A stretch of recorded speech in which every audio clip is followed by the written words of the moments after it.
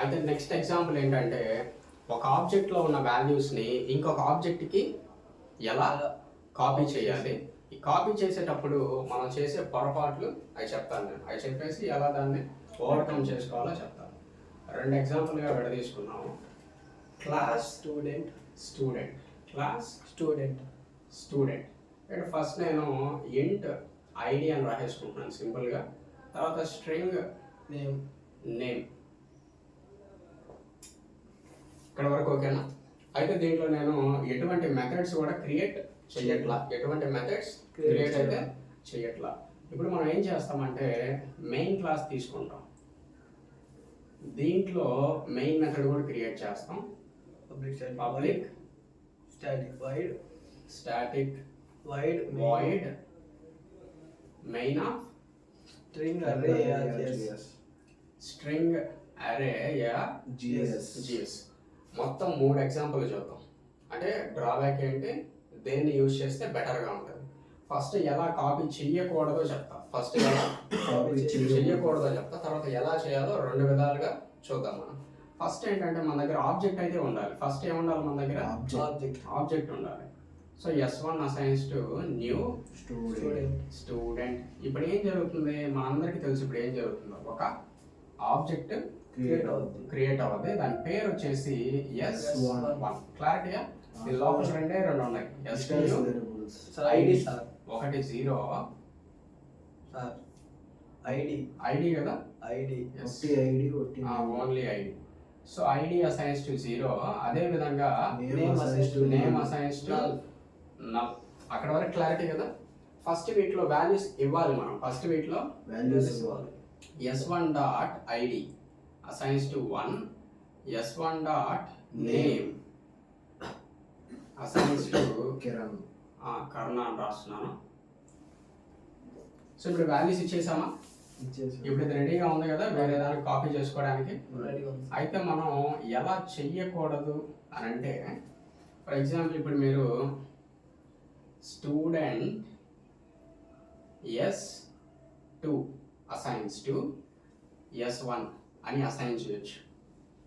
అదేవిధంగా student S3 assigns to S2 లేదా S1 కానీ లేదా S2 కానీ ఏదన్నా మీరు S1 ఇచ్చినా అదే అర్థం, S2 ఇచ్చినా అదే అర్థం. ఇది ఒక పద్ధతి కాపీ చేయడానికి. అయితే ఇక్కడ S2 అనేది న్యూ ఆబ్జెక్ట్గా క్రియేట్ అవ్వదు. S2 అనేది న్యూ ఆబ్జెక్ట్గా క్రియేట్ అవ్వదు. మనకి న్యూ ఆబ్జెక్ట్గా క్రియేట్ అవ్వాలి. కాపీ అంటే అది అర్థం. కాపీ అంటే అర్థం ఏంటి? న్యూ ఆబ్జెక్ట్గా క్రియేట్ అవ్వాలి. కానీ ఇలా అసైన్ చేస్తే మీకు అస్సలు ఆబ్జెక్ట్ క్రియేట్ అవ్వదు. వీటిని ఆబ్జెక్ట్ అసైన్మెంట్స్ అని కూడా పిలవచ్చు మనం. ఏమనొచ్చు? ఆబ్జెక్ట్ అసైన్మెంట్స్ లేదా assigning reference variables, assigning reference variables అని కూడా అంటాం. Assigning reference variable. So reference వేరియబుల్ని అసైన్ చేసినప్పుడు ఏం జరుగుతుందంటే మీకు న్యూ ఆబ్జెక్ట్స్ క్రియేట్ అవ్వడానికి బదులుగా ఈ 2 నేమ్స్ అదే ఆబ్జెక్ట్కి రెఫర్ చేస్తాయి. దానివల్ల మనకేంటి ఇప్పుడు డ్రాబ్యాక్? దానివల్ల ఏంటి డ్రాబ్యాక్? డ్రాబ్యాక్ ఏంటి అంటే దాంట్లో మాడిఫై అవుతుంది సార్. ఒకే ఆబ్జెక్ట్ లో ఆ మాడిఫై అవుతా ఉంటాయి. ఏ విధంగా క్లారిటీగా చెప్పాలి? ఏం చెప్పినా ఒక ఆబ్జెక్ట్ ఉంది, 3 పేర్లు ఉన్నాయి, ఏంటో చెప్పావు కానీ క్లారిటీగా లేదు. ఏంటి ఒక ఆబ్జెక్ట్ మీద ఏంటి దాని పేర్లు కూడా ఉన్నాయి. S1 ఆబ్జెక్ట్ కి S2 అని యాడ్ చేస్తే S1 వాల్యూస్ కి ఎఫెక్ట్ అవుతాయి సార్. క్లారిటీగా లేదు. ఎఫెక్ట్ అవ్వవు, సేమ్ వాల్యూస్ ఉంటాయి కదా. అది అర్థం కాలేదు కాబట్టి అది వాల్యూస్ చేంజ్ అవుతాయి కదా ఈగనే. ఎలా? అదే ఏంటి, ఎలా ఏం చేస్తే ఏమవుతాయి అంటున్నా. అదే ఎలా చేస్తే అవుతాయి అంటున్నా నేను.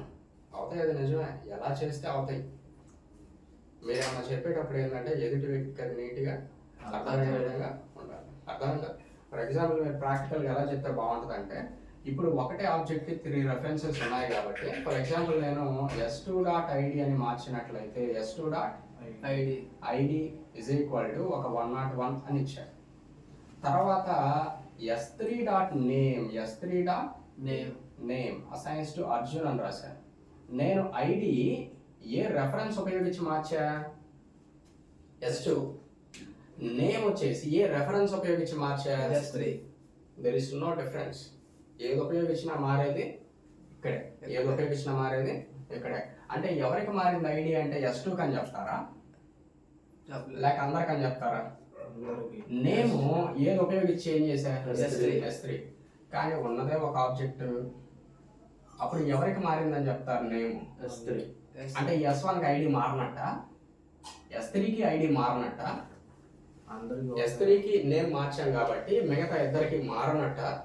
అదేం లేదు, ఒకటే ఆబ్జెక్ట్ ఉంది, మల్టిపుల్ రెఫరెన్సెస్ ఉన్నాయి కాబట్టి ఏది ఉపయోగించి చేంజ్ చేసినా జరిగేది అక్కడే. మీరు S1.id అంటే ఇప్పుడు 101 వస్తుంది. అర్థమవుతుందా?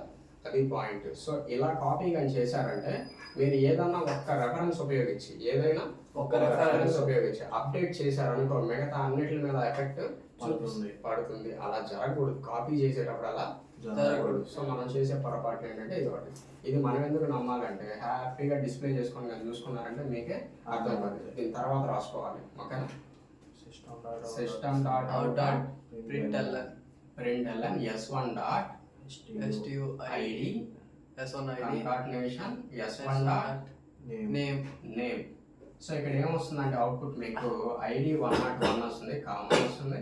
తర్వాత అర్జున్ నేమ్ గా డిస్ప్లే అవుతుంది. తర్వాత system.out.println println S2.id S2.id plus concatenation concatenation S2.name S2 dot name name 101 Arjun same అదే 101 Arjun అర్జున్. తర్వాత system.out.println println S3.id ID plus concatenation plus concatenation S3.name S3.name. ఇక్కడ కూడా ఏమొస్తుంది? 101 Arjun. ఎస్. సో ఇదే జరుగుతుంది అనమాట. ఈ పొరపాటు జరగకుండా చూసుకోవాలి. Copy main method close, Class close. Class close. అర్థమైందా? సో రెఫరెన్స్ వేరియబుల్స్ని అసైన్ చేశారంటే న్యూ ఆబ్జెక్ట్ క్రియేట్ అవ్వడానికి బదులుగా అన్ని రెఫరెన్స్ వేరియబుల్స్ ఒకటే ఆబ్జెక్ట్ని పాయింట్ చేస్తాయి. ఏదైనా ఒక రెఫరెన్స్ ఉపయోగించి మీరు దాంట్లో ఇన్స్టాన్స్ వేరియబుల్ని టచ్ చేసినట్లయితే మిగతా వాటిని కూడా చేంజ్ అయిపోయినట్టే కదా. ఉన్నదే ఒకటి, అక్కడ మూడు లేవు. మూడు ఉంటే ఒక దాంట్లో మానేస్తే ఒక దానికి ఎఫెక్ట్ ఉండదు. కానీ ఇక్కడ ఉన్నదే ఒక ఆబ్జెక్ట్ అయితే ఏ పేరు పెట్టి చేంజ్ చేస్తే ఏముంది అప్పుడు తేడా? అర్థమవుతుంది పాయింట్.